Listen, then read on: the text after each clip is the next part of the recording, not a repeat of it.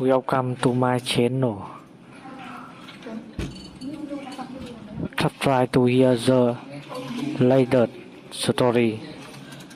My name is Ezra Wilson, 35 years old, standing at my uncle's 4th of July barbecue with grease-stained hands. I was just helping with the burgers when my cousin Trevor smirked from his lawn chair. "So you push papers for the army?" he mocked. I dried my hands on a checkered towel, feeling that familiar burn in my chest. "No, I pilot," I replied simply. He chuckled. "Sure you do. What's your call sign?" I hesitated before answering. Iron Widow. His father, Uncle Jackson, a retired Navy SEAL, froze mid-conversation across the yard. "Son, say sorry now. Before we continue, let me know where you're watching from. Hit that like button and subscribe if you've ever had family doubt what you're capable of." I grew up in rural Kansas, where the horizon stretched endlessly across golden wheat fields. My parents, Thomas and Sarah Wilson, were third-generation farmers who worked from dawn till dusk. We lived in a modest two-story farmhouse that creaked with every prairie wind, yet felt solid and eternal against the landscape. My fascination with flying began when I was just 6 years old. Military aircraft would occasionally roar overhead, training exercises from the nearby McConnell Air Force Base. While other kids covered their ears, I'd stand transfixed, neck craned toward the sky, feeling the vibration in my chest long after the planes disappeared. My dad would find me in the barn loft sometimes, staring at the clouds, dreaming of being up there. My mother's brother, Jackson, was the family celebrity. A decorated Navy SEAL with multiple deployments, Uncle Jackson embodied everything heroic about military service. During family gatherings, he'd command attention with stories that carefully balanced between what he could share and classified operations. Trevor, 2 years younger than me, worshipped his father. He'd strut around in miniature Navy uniforms, plastic weapons strapped to his side. Wilson's serve in the Navy, Uncle Jackson would declare during Thanksgiving dinners. "It's tradition." My father, the odd one out having married into the naval family, would quietly sip his beer, never challenging his brother-in-law. Everything changed when I turned 10. My dad surprised me with a trip to an Air Force open house at McConnell. That day altered the trajectory of my life completely. I still remember walking across the tarmac, feeling insignificant beside the massive aircraft. The gleaming fuselages, the precision of the pilots in their flight suits, everything about it seemed larger than life. During that visit, I met Colonel William Foster, a veteran pilot with salt and pepper hair and laugh lines that deepened when he smiled. He let me sit in the cockpit of an F-16, my small hands barely reaching the control stick. "You know what makes a good pilot, son?" he asked, helping me adjust the oversized helmet. "Quick reflexes?" I guessed. He tapped his temple. "A good mind. The plane goes where your brain tells it to go. Never forget that." From that day forward, my path was clear. While Trevor played with Navy SEAL action figures, I built model aircraft and read every book about flying I could get my hands on. My bedroom walls transformed from blank farmhouse white to a collage of fighter jets and space shuttles. My sister, Amy, 4 years younger, became my greatest ally. She'd hold the flashlight when I read aviation books under the covers past bedtime and defend my Air Force ambitions during family gatherings. "Leave Ezra alone," she'd say when Trevor teased me. "At least he knows what he wants." High school at Oak Ridge was where I truly began working toward my goal. I joined every science and mathematics club, stayed after hours for extra physics lessons, and started running each morning to build the stamina I'd need. My grades climbed steadily until I was near the top of my class. My English teacher, Mrs. Henderson, helped me craft application essays that spoke of service, duty, and the sky's infinite possibility. The real turning point came during junior year when the Blue Angels performed at a nearby air show.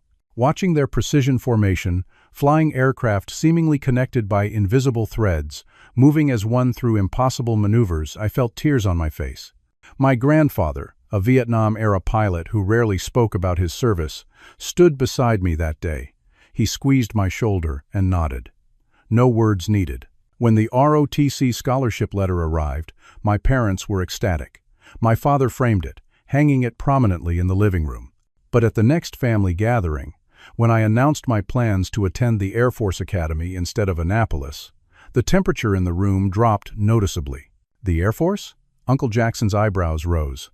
They're the guys who drop bombs and fly home to sleep in their own beds. The Navy, we're the ones who do the real fighting.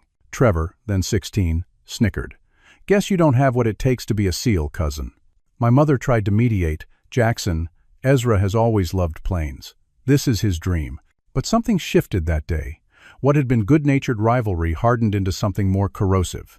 Trevor's teasing gained a sharper edge, and Uncle Jackson's proud stories now seemed pointed, designed to highlight the superiority of naval service. The night before I left for the academy, my grandfather visited. He brought a small wooden box containing his pilot's wings from Vietnam. "The sky doesn't care which branch you serve in," he said, pressing the box into my hands. "Just that you honor those wings every time you take flight." With those wings tucked safely in my duffel and my family's mixed emotions behind me, I boarded a bus toward Colorado Springs, determined to prove myself not just to my family but to myself. The Air Force Academy loomed before me that first day, the famous chapel spires reaching skyward like aircraft contrails frozen in time. Surrounded by the Rocky Mountains, the campus seemed both inspiring and intimidating. I wasn't a farm boy anymore. I was Cadet Wilson, just one blue uniform among hundreds. Basic training hit like a thunderstorm. 5 a.m. Wake-ups to run 5 miles before breakfast. Drill instructors who could find fault with perfectly made beds. Academic courses that demanded perfection. Physical challenges that pushed beyond exhaustion into some new territory where your body moves purely on discipline and determination. The purpose isn't to break you, our training officer, Captain Briggs, explained during a rare, quiet moment. It's to find out if you can be unbreakable when it matters most. The academic workload nearly drowned me those first months. Advanced physics, aerodynamics, engineering principles, all on top of military history, strategy, and leadership courses. Many nights I studied until 2 a.m., only to rise 3 hours later for physical training. I lost 15 pounds that first semester, my already lean farm boy frame becoming almost gaunt. It was during a particularly grueling obstacle course that I met Michael Carter, a fellow cadet from Chicago with an easy smile that belied his fierce determination. We finished the course neck and neck, both collapsing in exhausted laughter at the end. "You're pretty fast for a scarecrow," he wheezed, extending his hand. "You're pretty tough for a city boy," I shot back, gripping his hand. That handshake began a friendship that would carry us both through the academy. Michael had a brilliant mathematical mind, but struggled with the physical requirements. I helped him improve his running form and upper body strength. In return, he tutored me through the more challenging engineering concepts and fluid dynamics equations that sometimes left me staring blankly at textbooks at midnight. The irony was that Michael, who had no military background, adapted more easily to the rigid hierarchy and protocols than I did. My independent farming upbringing sometimes clashed with the strict chain of command. "You can't argue with the system, Ezra," Michael would warn after I questioned an instructor's approach. "You have to work within it." The first real shock came during our second year. After months of simulator training, we finally began actual flight instruction in T-6 Texan II trainers. I'd dreamed of this moment for years, but nothing prepared me for the overwhelming sensory experience of actual flight. The G-forces pressing me into the seat, the disorienting roll of horizon lines shifting, the deafening roar even through the helmet. My first solo flight approach was textbook perfect until a sudden crosswind caught the aircraft. I overcorrected, nearly sending the plane into a dangerous bank angle. My instructor's voice crackled through the radio, calm but urgent, guiding me back to level flight. I landed safely, but my hands wouldn't stop shaking for hours afterward. The following week, I failed my emergency procedures check a simulator test, replicating multiple system failures. While others responded with calm precision, I froze at a critical moment, overthinking the sequence instead of trusting my training. "Failed," the evaluator said simply, making a notation on his clipboard. I walked out of the simulator in a daze. All those years of dreams, and I'd choked when it mattered. For the first time, I considered the possibility that wanting something desperately didn't guarantee success. That evening, as I sat alone in the dormitory stairwell, flight instructor Anthony Reynolds found me. A former F-15 pilot with over 3,000 flight hours, Reynolds had a reputation for being demanding but fair. "You know what your problem is, Wilson?" he asked, sitting beside me. I braced for criticism. "I panicked, sir." "No. Your problem is, You're trying to be perfect." He leaned against the wall. "Flying isn't about perfection, it's about adaptation. Things go wrong up there, always have, always will. What matters is how quickly you recognize it and respond." "But I failed," I said. "So you'll take it again. And if necessary, again after that." He stood to leave. "Unless you'd rather quit and join the Navy." There was the ghost of a smile on his face. That was the challenge I needed. I scheduled additional simulator time, practiced emergency procedures until they became muscle memory rather than conscious thought. Michael quizzed me on systems knowledge during meals. The pressure intensified when word spread that I was related to a famous SEAL. Some instructors seemed to hold me to a higher standard, wondering aloud if I had the same elite material as my uncle. Others questioned why I hadn't followed family tradition into naval service. "They're just trying to get in your head," Michael said. "Don't let them." When retake day arrived, I entered the simulator with a different mindset. Instead of dreading failure, I embraced the challenge. When cascading systems failures began, I responded not with rigid procedural thinking, but with calm assessment and decisive action. Acceptable performance. The evaluator noted high praise in Academy terms. The remaining years brought new challenges. Formation flying, night operations, navigation exercises. I wasn't always the most natural pilot, but I became known for methodical preparation and steady improvement. While some cadets peaked early, I continued an upward trajectory. Graduation day arrived with blue skies and mountain backdrops. My parents beamed from the audience, my father unabashedly wiping tears. My sister Amy cheered loud enough to embarrass herself. Even my grandfather made the trip, oxygen tank in tow, his aged pilot's eyes assessing the aircraft flyover with professional appreciation. Uncle Jackson and Trevor attended too, offering congratulations that seemed genuine if somewhat reserved. "Well, you did it," Uncle Jackson said, shaking my hand firmly. "Now comes the real test." He wasn't wrong. Academy training, as difficult as it had been, was just preparation. The real challenges, the ones that would ultimately define me, waited in the skies far from American soil. My first deployment orders came 6 months after completing specialized FVMOC Treative Lightning II training, Middle East, Al Udeid Air Base in Qatar. I remember staring at the assignment paperwork, feeling a surreal mixture of excitement and dread.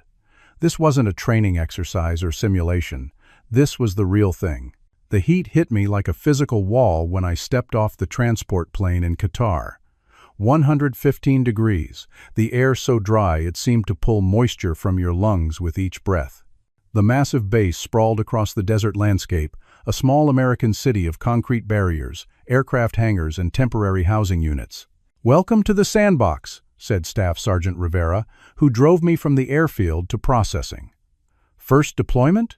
I nodded, taking in the monochromatic beige landscape through dust-streaked windows. "You'll get used to it," he said, though his tone suggested I wouldn't. After 3 days of orientation, security briefings, and acclimation training, I reported to my squadron. 8 pilots, including myself, part of the 34th Fighter Squadron, call sign Raptors. Our mission: provide air support for ground operations, surveillance flights, and occasional show-of-force missions along contested borders. Squadron leader Marcus Sullivan was a legend in his own right, 20 years in service, over 4,000 flight hours, and a distinguished Flying Cross from earlier conflicts. Silver-haired but fit, with weather-lined features that rarely betrayed emotion. "Wilson," he acknowledged, reviewing my file during our first meeting. "Good academic scores, limited practical experience." He looked up, studying my face. "Flying here isn't like flying back home. The stakes are higher, the variables unpredictable. You understand?" "Yes, sir," I replied, trying to project confidence I didn't entirely feel. "Good. You're flying wing with Thomas tomorrow. 600 hours. Don't be late." Elijah Thomas became my closest friend in the squadron, a Brooklyn native with an infectious laugh and non-stop commentary on everything from military politics to baseball statistics. Despite his easygoing nature, he was a skilled pilot with natural instincts. "The F-35 is a prima donna," he told me, during pre-flight checks that first morning. "Treats you real nice until you disrespect her, then she'll let you know who's boss." He patted the aircraft's fuselage affectionately. Our first missions were routine patrol flights over friendly territory, familiarization with local airspace, and occasional escort duties for transport aircraft. Each flight increased my confidence. Each successful landing, a small victory against the doubt that had followed me from training. The cockpit of the F-35 became my sanctuary.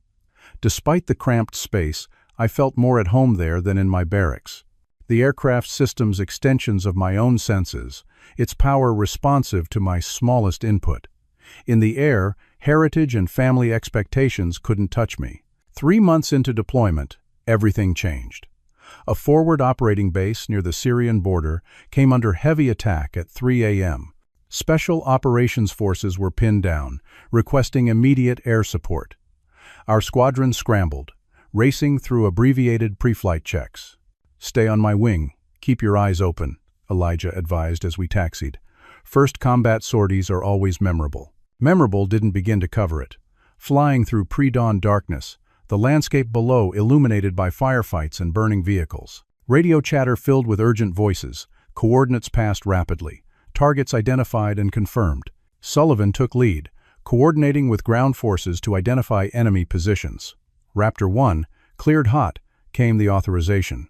Sullivan's aircraft released precision munitions, explosions blossoming in night vision green on my display.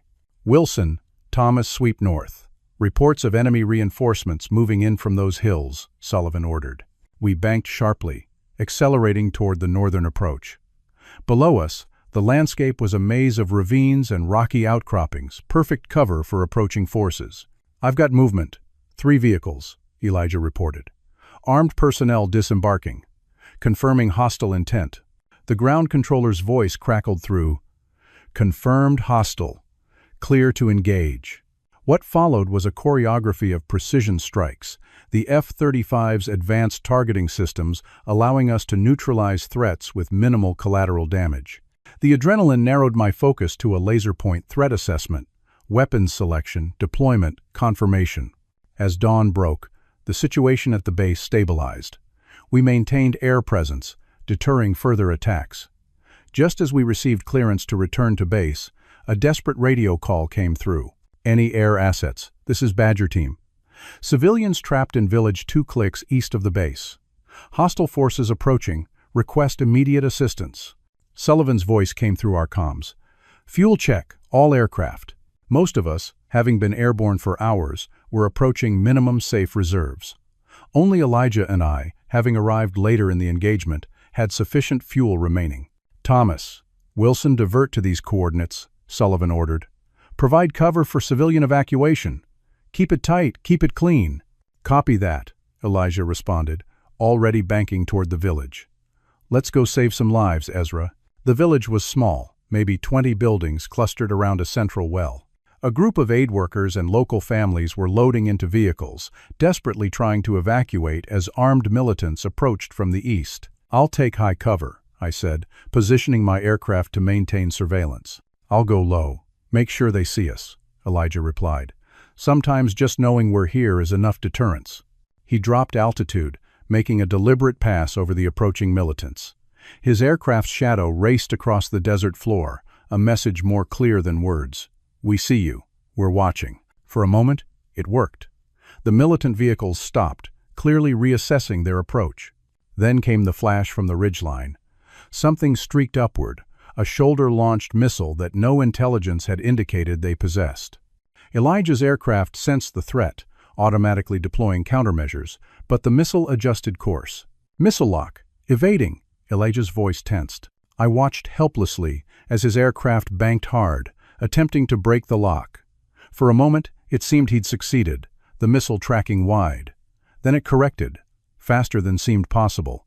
The impact was catastrophic. Elijah's F-35 shuddered, fire blooming from the left engine. His voice remained remarkably calm on the radio. "Mayday, Mayday. Aircraft hit, systems failing." "Eject," I shouted, already diving my aircraft toward the militants, weapons hot. "Eject now. Negative controls responding. I can make it to safety." His damaged aircraft limped toward open desert, away from the village. "Cover the civilians." I was torn between following my wingman and protecting the evacuation. Training dictated I stay with the mission, but everything inside me screamed to follow Elijah. "Wilson, maintain position." Sullivan's voice cut through my indecision, somehow already returning to the area. "We've got rescue inbound for Thomas." I complied, raining hellfire on the militants who had targeted my friend. Each weapon's release felt personal, each explosion a promise that the civilians would escape safely, that Elijah's sacrifice would mean something. 10 minutes later, Sullivan's grim voice confirmed what I'd feared. "Since seeing that missile strike, all units, be advised. Raptor 3 is down. Pilot did not survive." The words hit harder than any physical blow. Elijah had ejected too late, his parachute unable to fully deploy before impact. He died alone in the desert, miles from his beloved Brooklyn. That night, I sat on my bunk, staring at Elijah's empty bed across the room. His baseball cap hung on the corner post. A family photo taped to the wall showed him with his parents and younger sisters, arms around each other, the Manhattan skyline behind them. In that moment, the reality of war crashed through the professional detachment I'd cultivated. This wasn't a training scenario where mistakes meant poor evaluations. This was a world where seconds of hesitation cost lives, where my friend went up in flames while I watched through a targeting display. I didn't cry. I didn't rage. I simply sat, memorizing every detail of Elijah's space, making silent promises to a man who could no longer hear them. The days following Elijah's death passed in a numbing blur. The squadron maintained operations, gaps in the flight schedule filled, mission briefings continuing with mechanical precision. Military efficiency waits for no one's grief. His bunk was cleared within 48 hours, personal effects packaged for shipment home. Only the indentation in his mattress remained, a subtle reminder of the body that once rested there. I'd stare at that shallow depression each night, wondering if it would eventually disappear too, like everything else about my friend. A memorial service was held in the base chapel. Sullivan spoke about duty and sacrifice, carefully crafted words that somehow missed Elijah's essence entirely. His terrible puns, his superstitious habit of tapping the aircraft nose before each flight, his collection of New York Yankees statistics. I wasn't sleeping. Whenever I closed my eyes, I'd hear his final radio transmissions. The calm professionalism, even as his aircraft burned around him. During daylight hours, I functioned on autopilot, performing required duties with mechanical precision, while feeling disconnected from my surroundings. 2 weeks after we lost Elijah, Colonel Henderson, the base operations commander, summoned me to his office. A compact man with penetrating eyes and a reputation for brutal directness, Henderson wasted no time on pleasantries. "I need your head in the game, Wilson," he said, sliding a folder across his desk. "Special operation. Classified. Eyes only." Inside were aerial reconnaissance photos of a mountain complex near the Afghan border, intelligence summaries, infrared signatures indicating underground facilities, and most critically, information about 6 captured Special Forces operators being held somewhere within the complex. "Hostage rescue?" I asked, studying the terrain. "Steep mountains, narrow valleys, minimal approach options. Extraction team is standing by. They need air support to get in and out." He leaned forward. "This isn't standard operating procedure. It's high risk, potentially high reward." "Why me, sir? I'm one of the least experienced pilots in the squadron." Henderson's gaze hardened. "Because you knew Lieutenant Martin personally." The name hit me like a physical blow. Jason Martin, one of the captured operators, had been Elijah's childhood friend from Brooklyn. They'd enlisted together before their paths diverged at basic training. Elijah had mentioned him often. "This isn't about revenge, Wilson," Henderson continued, reading my expression. "It's about motivation. I need someone who'll push beyond standard parameters if necessary." "When?" I asked. 24 hours. Details to follow." He stood, indicating our meeting was over. "And Wilson?" This conversation never happened.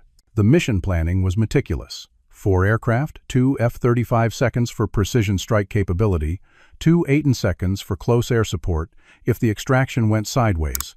I would fly lead in one of the F-35 seconds, paired with Captain Danielle Rodriguez, an experienced pilot with multiple combat deployments. The approach route threaded through mountain valleys to minimize radar exposure, Timing was coordinated to the second extraction team insertion, our airstrike on defensive positions, and the critical extraction window. We'll have a 15-minute window to neutralize air defenses before the team inserts, Rodriguez noted during our private briefing. Miss that window, they abort. I studied the threat assessments, committing each air defense position to memory. Shoulder-launched missiles like the one that took down Elijah, radar-guided anti-aircraft artillery, possibly even obsolete fighter aircraft in hardened hangars. The night before the mission, I couldn't even pretend to sleep.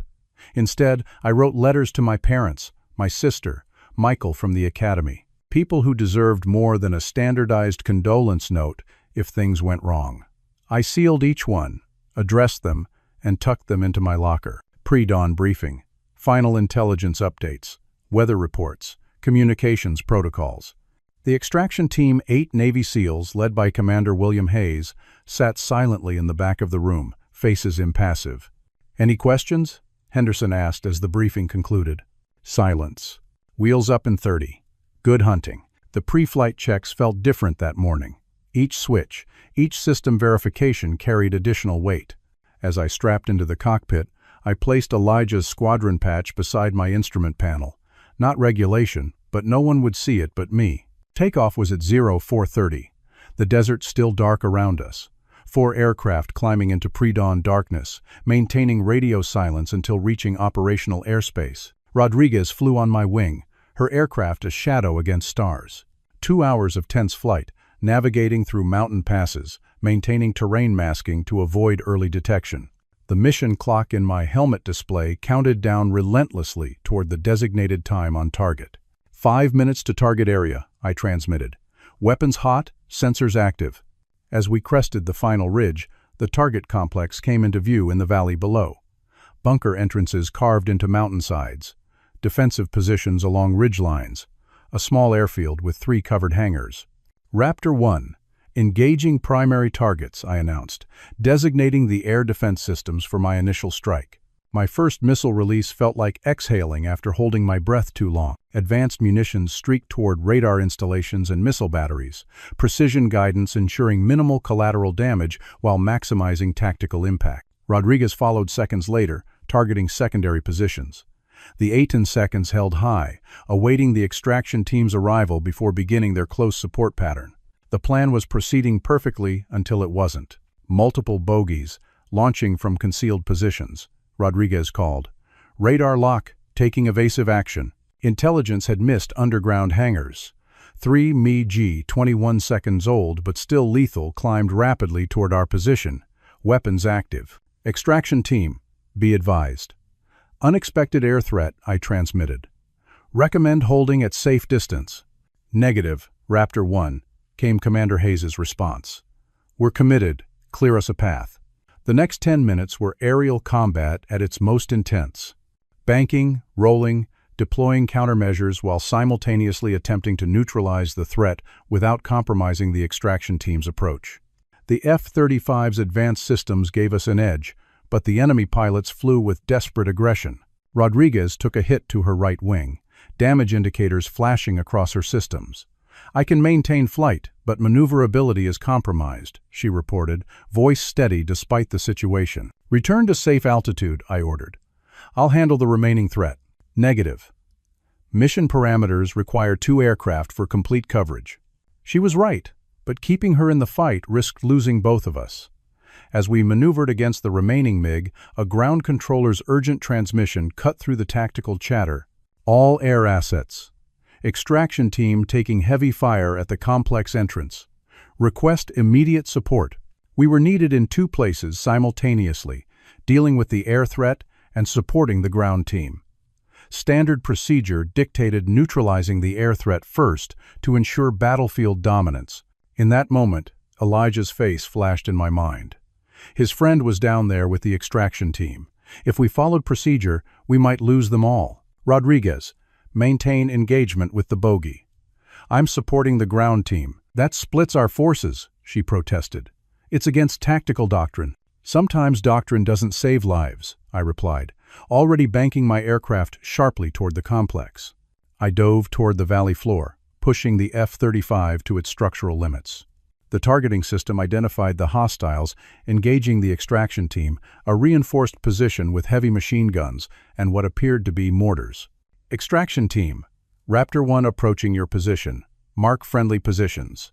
Infrared strobes activated on the SEAL's equipment, identifying them clearly against the background heat signatures. I selected precision munitions, calculating blast radius against the close proximity of friendly forces. Danger close, I warned. 5 seconds to impact. The strike eliminated the primary threat, but the extraction team was still taking fire from positions inside the complex entrance. With no clean shot available from my current approach, I made a decision that violated every flight safety protocol.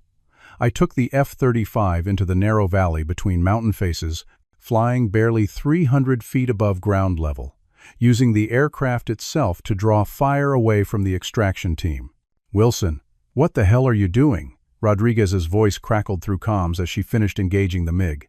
"Pull up to safe altitude." I ignored her, focused entirely on providing covering fire as the SEALs moved from the complex entrance toward their extraction point, 6 rescued hostages in tow. Each pass drew more enemy fire toward my aircraft, shields flashing warning indicators as the advanced materials absorbed impacts meant for the men on the ground. 30 seconds to extraction, Hayes transmitted. "We've got all packages secure." As the helicopter descended toward the extraction point, I maintained my dangerous patrol pattern, systems straining under the stress of low altitude, high-speed maneuvering through confined space. Packages aboard, lifting off, came the confirmation I'd been waiting for. Only then did I pull up, climbing rapidly away from the valley, systems screaming warnings about stress tolerances and fuel reserves. My aircraft had taken multiple hits, nothing critical, but enough to require immediate maintenance upon return. The flight back was tense. Rodriguez maintained professional radio discipline, but her silence communicated volumes. I had violated tactical doctrine, endangered my aircraft, and potentially compromised the mission. Court-martial offenses under certain interpretations. When we landed, Henderson was waiting on the tarmac. His expression gave nothing away as the canopy lifted. I removed my helmet, prepared for the consequences of my actions. Instead, he simply said, "Debrief, my office, 1 hour." The formal debrief was predictably tense. Rodriguez accurately reported my deviation from the mission plan. Flight data recordings confirmed the extreme maneuvers and dangerous low-altitude approach. Medical scans showed my heart rate had remained remarkably steady throughout. "Your actions were reckless, endangered a $100 million aircraft, and violated direct tactical guidelines," Henderson summarized after reviewing all evidence. I stared straight ahead. "Yes, sir. You also ensured the success of a high-priority extraction and saved 8 American lives." A moment of silence stretched between us. "The SEAL team commander specifically requested I convey his gratitude," Henderson continued. "Apparently you drew fire that would have pinned them down during the critical extraction window." He closed the mission file, studying me with that penetrating gaze. "Lieutenant Martin asked me to give you this." He slid a small object across the desk, a battered challenge coin with a SEAL trident. He says, "Elijah would have been proud." My throat tightened as I accepted the coin. "The thing about tactical doctrine, Wilson," Henderson said more quietly, "is that it's written by people who survived to tell about the times they had to ignore it." 2 weeks later, after the mission details had been appropriately sanitized for the record, I received new flight status documents. Listed under my name was an official call sign that hadn't been there before. Iron Widow. "What does it mean?" I asked Sullivan when he delivered the paperwork. "The designation came from the SEAL team," he explained. "Something about how you flew that day, relentless, precise, like someone with nothing left to lose. The iron part is for that specially modified F-35 you flew, with the enhanced shield systems that took all those hits. And Widow?" His expression softened slightly. "For Thomas. They said, you flew like someone avenging a loss." I never used the call sign openly. It remained in official records, known to those with appropriate clearance, but not something I discussed. It felt too personal, too connected to what I'd lost and what I'd risked in that mountain valley. But in the quietest moments, alone in the cockpit at 30,000 feet, I sometimes whispered it to myself. Not with pride, but as a reminder of promises kept and debts paid. 9 months after the Mountain Valley mission, I received orders to return stateside. My tour complete, I was being reassigned to Peterson Air Force Base in Colorado as an F-35 instructor pilot. The paperwork included commendations for exceptional service under combat conditions and the Distinguished Flying Cross for actions during the extraction operation. Landing at Peterson in late September, the crisp mountain air hit my lungs like clarity itself after months of desert dust and recycled base atmosphere. Aspen trees dotted the landscape with gold against the evergreen backdrop. The Rockies stood sentinel in the distance, so different from the harsh mountains of the combat zone, yet somehow triggering the same vigilance in my peripheral vision. My new apartment, 10 minutes from base, remained mostly empty for weeks. Standard issue furniture, bare walls, unopened moving boxes. I had forgotten how to inhabit a space larger than a barracks room, how to fill silence not punctuated by aircraft noise and alert sirens. The first night stateside, I slept on the floor beside my bed, the mattress feeling too soft, too unfamiliar. The second night, too. By the third week, I'd graduated to sleeping on top of the covers, still fully dressed, boots within reach. The nightmares began subtly. Not dramatic wake-up screaming episodes from movies, but persistent, insidious disturbances. Elijah's voice on the radio as his aircraft burned. The infrared signatures of men moving through mountain passes. The crushing responsibility of split-second decisions with lives hanging in the balance. I'd wake at 3:17, exactly the time of Elijah's last transmission, heart-pounding but externally calm, a combat pilot's trained response to emergency. Then I'd sit by the window until dawn, watching the sky lighten, calculating flight paths for aircraft that weren't there. My new assignment brought different challenges. Teaching young pilots the technical aspects of the F-35 was straightforward. Preparing them for the psychological realities of combat was impossible. How do you explain the weight of a wingman's life? The sound of a missile lock warning when it's not a simulation? The way time stretches and compresses simultaneously during a combat engagement? "Sir, what was your most difficult mission?" a fresh-faced lieutenant asked during one training session. I gave the expected answer about challenging weather conditions and complex operational parameters.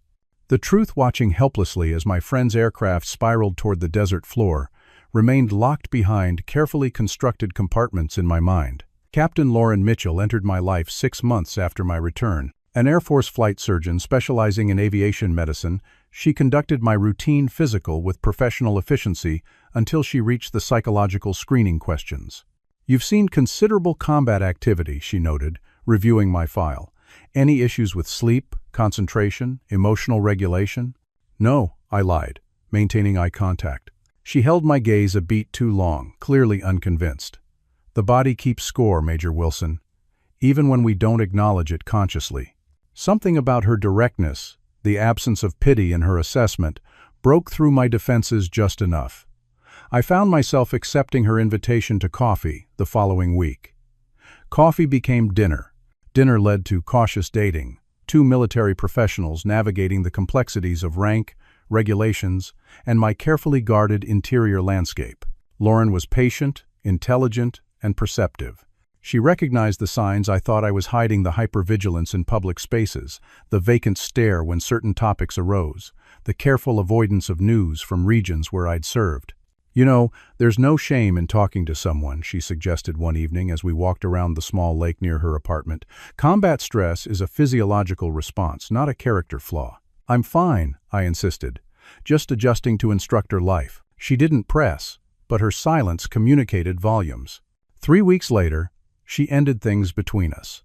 Not dramatically, but with the same clinical precision she brought to her medical practice. "I care about you, Ezra," she said, hands wrapped around a coffee mug in her kitchen. "But you're not present.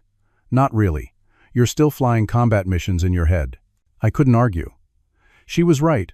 Part of me had never left that desert base, never stopped hearing radio chatter, never stopped calculating threat assessments and escape routes. The Air Force mandated regular psychological evaluations, of course. I became expert at providing exactly the right responses, functional enough to maintain flight status, while avoiding the deeper exploration that might ground me. "How are you processing your combat experiences?" Dr. Frank Marshall would ask during our brief sessions. "Compartmentalizing effectively," I'd reply, using acceptable psychological terminology. maintaining operational focus. He'd make notes, nodding.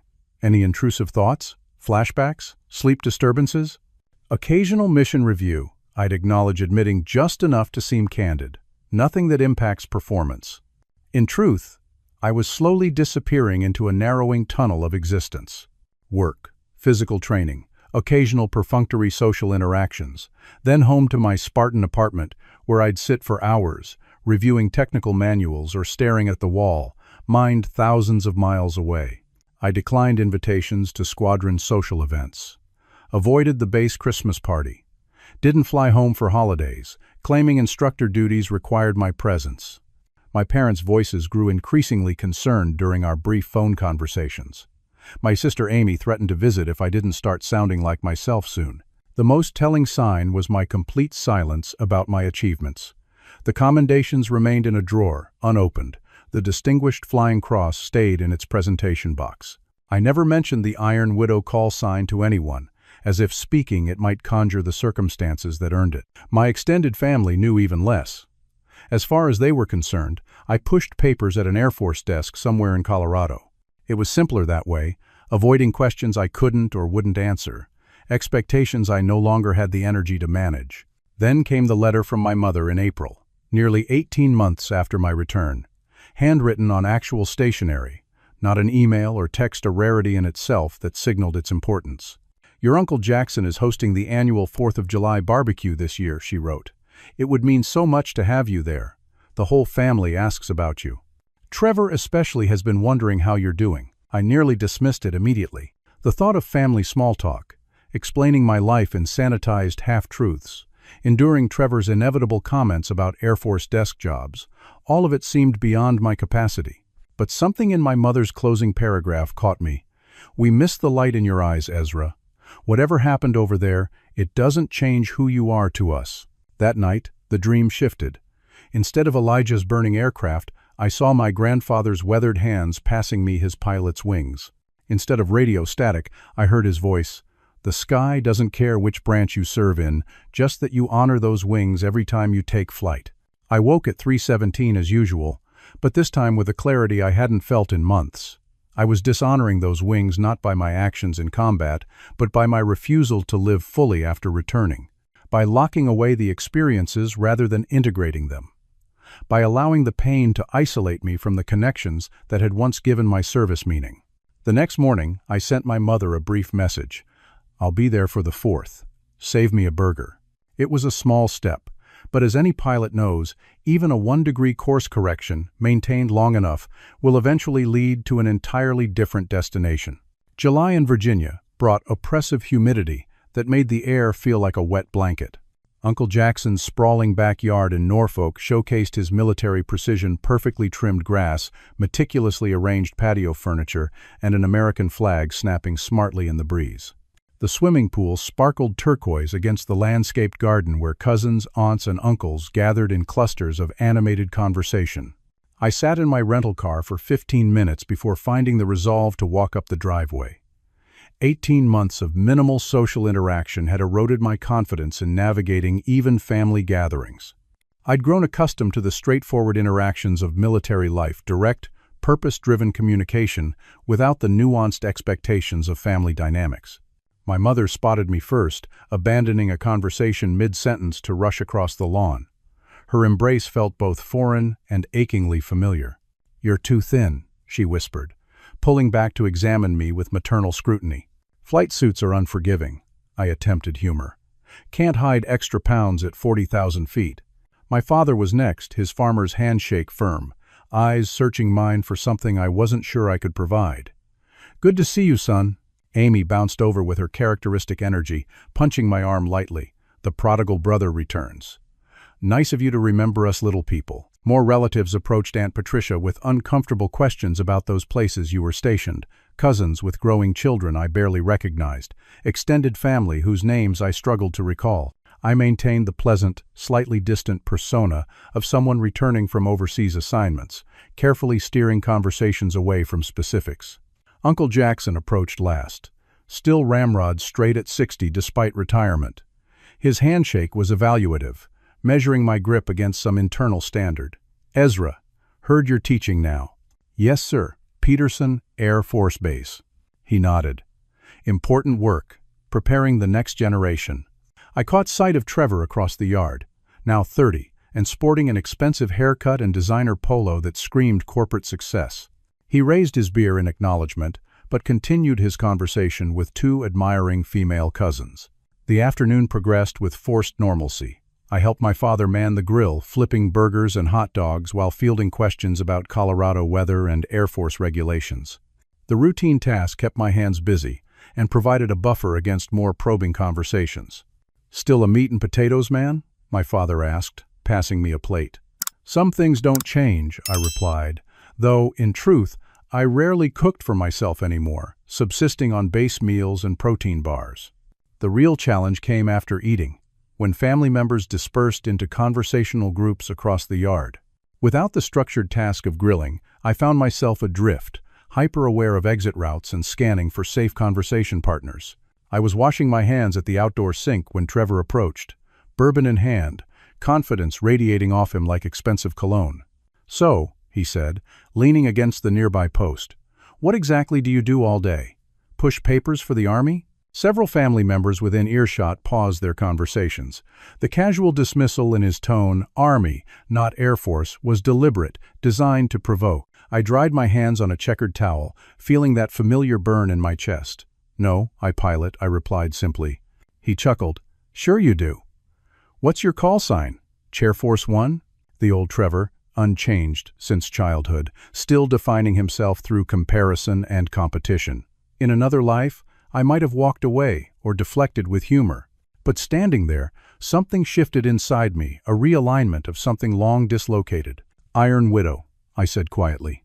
Across the yard, Uncle Jackson froze mid-conversation, beer halted halfway to his lips.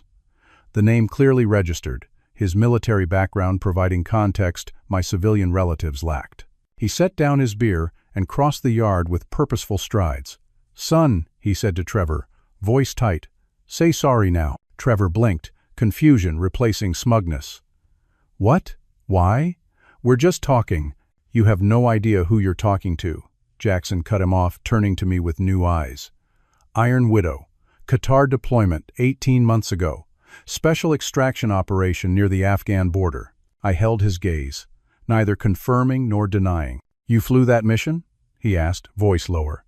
"The one that pulled out those men from the mountain complex?" Trevor looked between us, comprehension dawning that he'd stumbled into waters far deeper than he'd imagined. "I was there," I acknowledged simply.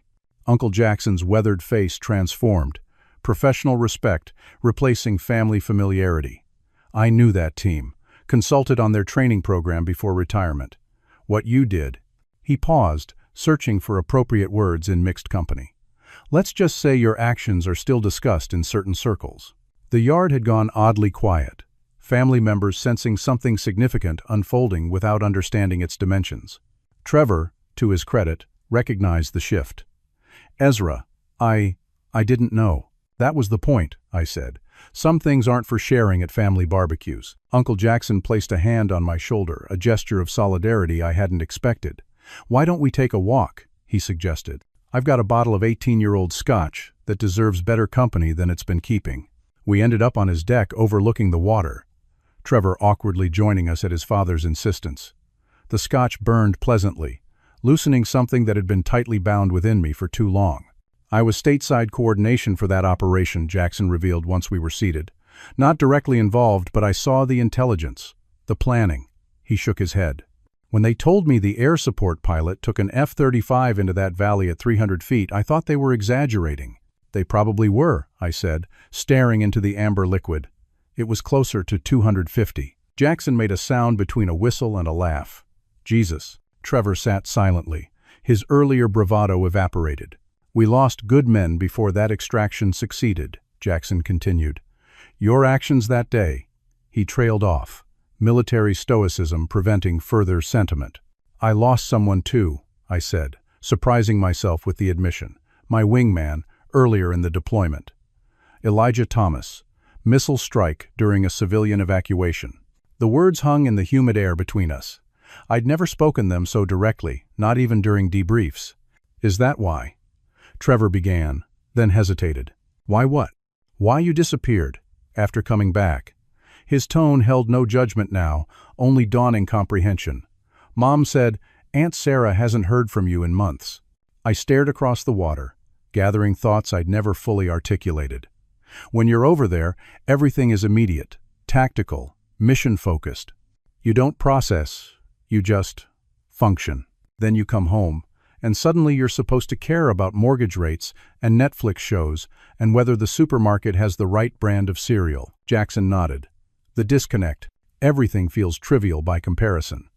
But you can't explain that without sounding like an asshole, Trevor supplied unexpectedly.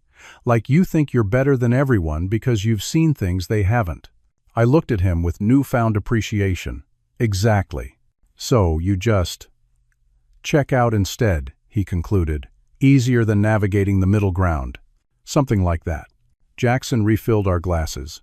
You been talking to anyone about it? Professionally? I shrugged. The mandatory sessions. Enough to keep flying. That's not the same thing. No, I admitted, it's not. The conversation shifted then, Jackson sharing controlled versions of his own deployment experiences, Trevor asking thoughtful questions that surprised me with their insight. As dusk settled over the water, something eased in my chest, not healing exactly, but perhaps the precondition for it. Acknowledgement. When we rejoined the main gathering, the dynamic had shifted subtly. Trevor's attitude toward me had transformed from competitive dismissal to something approaching respect. Uncle Jackson introduced me to several of his former colleagues, with meaningful glances that conveyed unspoken context. Most significantly, I found myself actually present in conversations, not merely performing the expected social role while mentally elsewhere. When my mother asked about Colorado, I described the view from my apartment window with genuine appreciation for the first time. When Amy teased about my lack of communication, I promised and meant to call more regularly. As fireworks bloomed over the water later that evening, Trevor sat beside me on the dock, away from the main group. I've been a jerk, he said without preamble. Not just today, for years. We were kids, I shrugged. Family rivalries happen. Not just then, even after you joined up. He tossed a pebble into the dark water. I think I was jealous. Of what?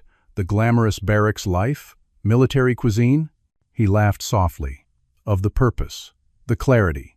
I sell investment portfolios to people who already have more money than they need. You. Chase insurgents around mountains? Make decisions that actually matter, he corrected. Dad talks about service like it's sacred. I never understood that until today, seeing how he looked at you. The admission hung between us. Neither comfortable nor uncomfortable, simply true. For what it's worth, I said after a moment, I envied your certainty. You always knew exactly who you were, what you wanted. Projection is a hell of a drug, he replied with surprising self-awareness. I've been faking that confidence since high school. The fireworks finale erupted overhead, cascading light reflecting on the water's surface. In that moment, something shifted permanently, not just between Trevor and me, but within my understanding of how to carry the weight of my experiences. I couldn't compartmentalize them forever, but perhaps I didn't need to explain them to be understood. Perhaps the connections I'd been avoiding were exactly what I needed to begin integrating the fractured pieces of before and after. As we walked back toward the house, Trevor asked quietly, "Do you ever fly civilians? In trainer aircraft or something?" "Sometimes." "Why?" "I'd like to understand it better. What you do." He shrugged, embarrassment evident even in the dim light. "If that's not weird." "Not weird," I assured him, surprising myself with the truth of it. "Next time you're in Colorado, look me up." It wasn't healing, not yet. But it was the first step on a long-delayed journey home. The drive back to Colorado gave me 800 miles of open highway to consider the seismic shift that had occurred during the 4th of July weekend. Something fundamental had changed, not dramatically like in movies, but in the quiet, consequential way that real transformation happens.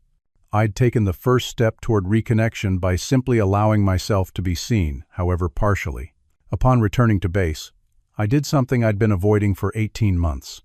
I scheduled an appointment with Dr. Rachel Morgan at the Veterans Center in Denver, a civilian psychologist specializing in military trauma. Not the mandatory base sessions designed to tick administrative boxes, but genuine therapeutic engagement. "What brings you here today, Major Wilson?" she asked during our first session, her office deliberately unclinical with comfortable furniture and soft lighting. "I need to find my way back," I said simply. "Back where?" she asked. I considered the question. To myself, I suppose. To whoever I am now. After everything, she nodded. No platitudes or easy reassurances. That's honest. And it's a good place to start. The work was harder than any military training I'd endured. Unlike physical challenges with clear metrics for success, this healing followed no predictable trajectory. Some sessions left me drained and hollow.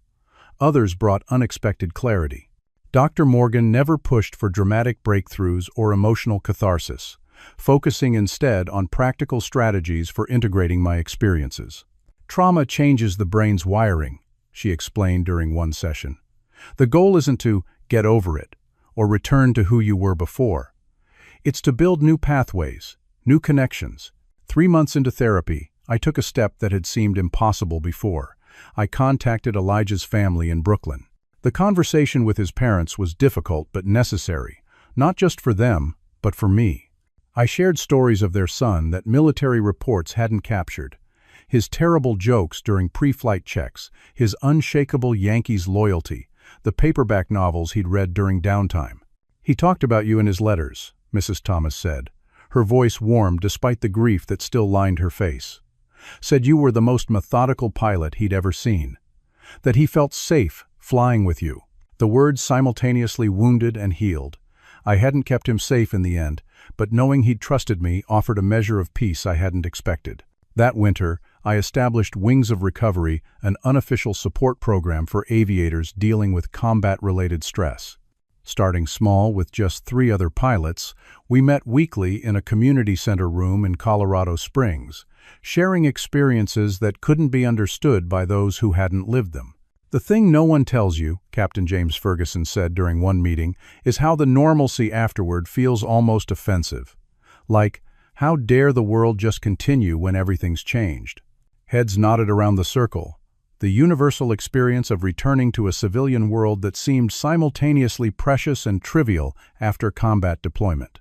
My commanding officer, Colonel Harrigan, noticed the change in my instructional approach. "Your students report you're connecting the technical aspects to operational realities more effectively," he noted during my performance review. "They appreciate the context." I'd begun incorporating psychological preparation alongside technical training, not just how to fly the aircraft, but how to process the weight of the decisions they might face in combat situations. How to support each other afterward. How to recognize when the mission had come home with them in ways that required attention. Spring brought an unexpected reunion when Trevor visited Colorado on business. True to his word at the barbecue, he'd reached out, and I arranged for him to tour the base and even experience a simulator session. "That was both amazing and terrifying," he admitted afterward, removing the simulator helmet with newfound respect, and that was without anyone shooting at me. "Most of flying is routine," I assured him. "The challenging parts make the stories, but they're not the everyday reality." Over dinner that evening, our conversation ventured into territory we'd never explored before: his struggles with corporate expectations, my ongoing therapy, our shared childhood viewed through adult perspectives. "Dad talks about you all the time now," he mentioned, somewhat ruefully. "The prodigal nephew returned." "Hardly prodigal," I countered. "Just finding my way back." He studied me across the table. "You seem different, more present." "Working on it," I acknowledged. "Daily process." The most unexpected development came in late spring when I met Sophie Ellis, an elementary school teacher whose brother had served as a Marine in Afghanistan. We connected at a community fundraiser for veterans' mental health services, her warmth and direct manner cutting through my lingering social awkwardness. "My brother came back different," she said during our first coffee date. "It took years before he could talk about it, before he felt like himself again." "And now?" I asked. "He says he's not the same person who left, but he's at peace with who he is now." She stirred her coffee thoughtfully. "I think that's all any of us can hope for, trauma or not, to accept the people we become along the way." Her understanding created space for me to be honest about my ongoing journey. The therapy, the nightmares that still occasionally surfaced, the ways in which combat experience had permanently altered my perspective. Instead of being deterred, she appreciated the self-awareness those challenges had forced. By the following 4th of July, exactly 1 year after the transformative barbecue at Uncle Jackson's, my life had expanded in ways I couldn't have imagined. The Wings of Recovery program had grown to 3 separate groups. My reputation as an instructor, who addressed both technical and human aspects of combat flying, had led to additional teaching responsibilities.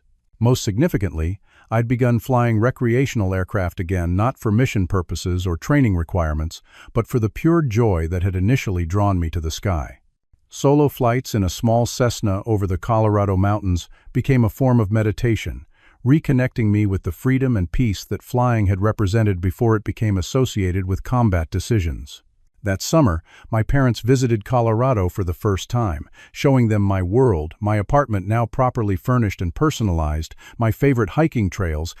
The base where I instructed created a bridge between my military identity and my family roots that had been missing for too long. "I worried we'd lost you," my mother admitted one evening as we watched sunset paint the mountains in spectacular oranges and pinks, not physically but essentially.